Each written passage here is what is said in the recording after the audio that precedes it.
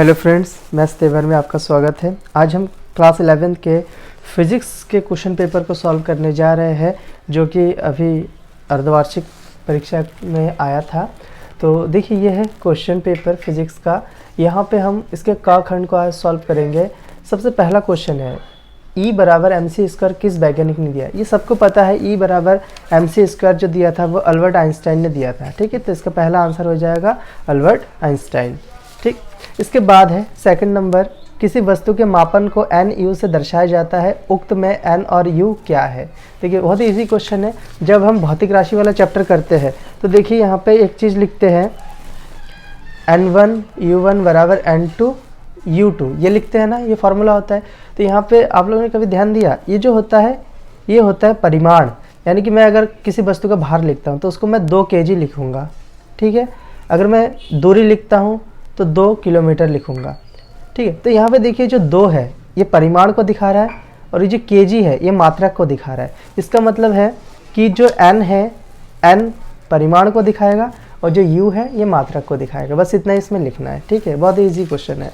अगला क्वेश्चन है, 34.000 किग्रा में सार्थक अंकों की संख्या कितनी है?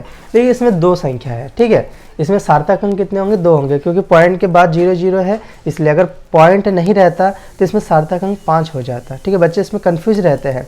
तो ये पॉइंट अगर ये नहीं होता तो इसमें सार्थक अंक 5 हो जाते हैं। पॉइंट है इसलिए सार्थक अंक सिर्फ इसमें 2 होंगे। ठीक, अगला क्वेश्चन है, निम्न का विमीय सूत्र लिखिए। देखिए, बल और वेग का विमीय सूत्र लिखना है, तो ये मैं समझा देता हूँ कैसे लिखना है। देखिए, बल का विमीय सूत्र, बल बराबर क्या होता है? बल बराबर द्रव्यमान गुणा ये F = ma लिख देता हूँ। ठीक है, देखिए यहाँ पे m का विमीय सूत्र ये तो m ही हो जाएगा, और त्वरण का विमीय सूत्र होता है LT-2 होता है। ठीक है, तो इसका जो विमीय सूत्र हो जाएगा MLT-2, यानी जो बल का विमीय सूत्र होगा वो MLT-2 ये हो जाएगा। दूसरा है वेग। वेग बराबर क्या होता है? देखिए, वेग बराबर दूरी बट्टे समय। तो दूरी को हम हमेशा L से दिखाते हैं और समय को T से दिखाते हैं, तो LT-1 हो जाएगा। इसका हो जाएगा LT-1, ये विमीय सूत्र हो जाएगा। ठीक है, इसके बाद हम क्वेश्चन नंबर सॉल्व करते हैं 5th को।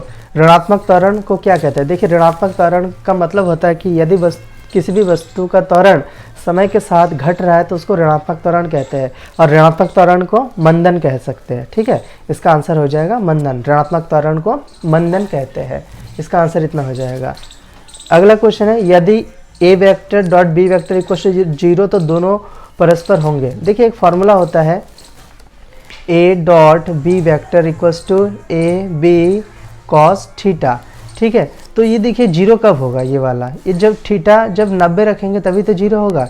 a dot b = ab cos 90, तो cos 90 का मान क्या हो जाएगा? 0 हो जाता है। यहाँ पे तो पूरा 0 हो जाएगा। कहने का मतलब है कि अगर ये दोनों वेक्टर a और b लंबवत होंगे तभी, जैसे एक वेक्टर ये a है और ये वाला वेक्टर b है।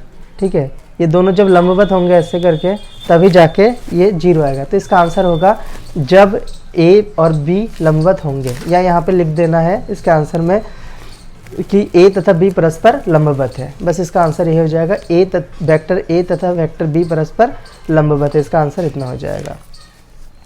अगला क्वेश्चन है, संवेग का सूत्र एवं मात्रक लिखिए। देखिए, जो संवेग होता है, ठीक है, संवेग का जो सूत्र लिखना है और हमें इसका मात्रक लिखना है। संवेग P बराबर होता है mv होता है। ठीक है, P बराबर mv का मतलब होगा P बराबर द्रव्यमान गुणा वेग। ठीक है, तो संवेग का जो मात्रक होगा, देखिए द्रव्यमान का मात्रक क्या होता है?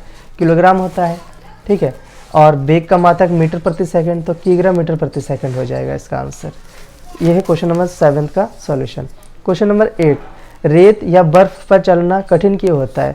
देखिए, रेत या बर्फ पर चलना, किसी भी चीज़ पर चलने के लिए हमें घर्षण बल की आवश्यकता होती है, और रेत और बर्फ का जो सीमांत घर्षण गुणांक होता है वो बहुत कम होता है, इसलिए हमें चलने के लिए पर्याप्त घर्षण बल नहीं मिल पाता है, जिसके कारण उस पर हम फिसलते हैं और चलना मुश्किल हो जाता है। तो इसका आंसर सिर्फ इसी प्रकार से समझ के लिखना है।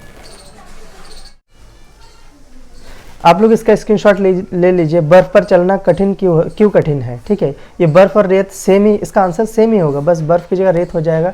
तो ये इसका सॉल्यूशन है। इसका आप लोग स्क्रीनशॉट ले लीजिए और इसमें से आप लोग पढ़ लेना। अगला क्वेश्चन है क्वेश्चन नंबर 9, 1 जूल कितने अर्घ के बराबर होते हैं? तो देखिए जो 1 जूल होता है 10 की घात 7 अर्घ के बराबर होता है। इसका आंसर हो जाएगा 10 की घात 7। नेक्स्ट क्वेश्चन है कोणीय वेग तथा रेखीय वेग में संबंध स्पष्ट कीजिए। तो देखिए कोणीय वेग और रेखीय वेग में संबंध होता है v बराबर r ओमेगा। v रेखीय वेग है और ओमेगा कोणीय वेग है और r इसकी त्रिज्या है। तो इस प्रकार से हिंदी में भी लिख के दिखा दिया है, रेखीय वेग बराबर त्रिज्या गुणा कोणीय वेग। तो ये था क्वेश्चन नंबर 1 से लेके क्वेश्चन नंबर 10 तक के सॉल्यूशन, और नेक्स्ट वीडियो में हम इसके आगे के क्वेश्चन को सॉल्व करेंगे। Thank you.